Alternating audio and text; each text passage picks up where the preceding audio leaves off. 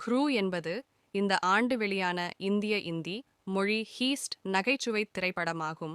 இது ராஜேஷ் கிருஷ்ணன் இயக்கியது மற்றும் நிதி மெஹ்ரா மற்றும் மெஹுல் சூரி எழுதியது.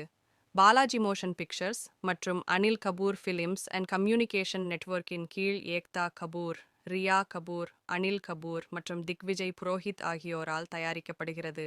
இதில் தபு, கரீனா கபூர் கான் மற்றும் கிருத்தி சனோன் ஆகியோருடன் தில்ஜித் தோசஞ்ச் மற்றும் கபில் சர்மா ஆகியோர் துணை வேடங்களில் நடித்துள்ளனர்.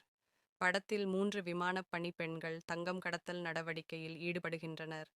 கீதா சேத்தி, ஜாஸ்மின் கோஹ்லி மற்றும் திவ்யா ராணா ஆகியோர் மும்பையில் உள்ள கோஹினூர் ஏர்லைன்ஸ் நிறுவனத்தில் பணிப்பெண்களாக உள்ளனர். இது திவால் விளிம்பில் உள்ளது. ஊழியர்களுக்கு பல மாதங்களாக சம்பளம் வழங்கப்படவில்லை. மற்ற எல்லா ஊழியர்களையும் போலவே 3 நண்பர்களும் நிலைமை மாறும் என்று நம்புகிறார்கள்.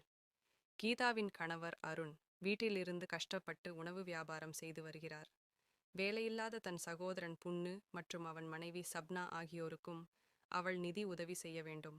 ஜாஸ்மின் பெற்றோர் விவாகரத்து செய்த பிறகு அவரது தாய்வழி தாத்தாவால் வளர்க்கப்பட்டார்.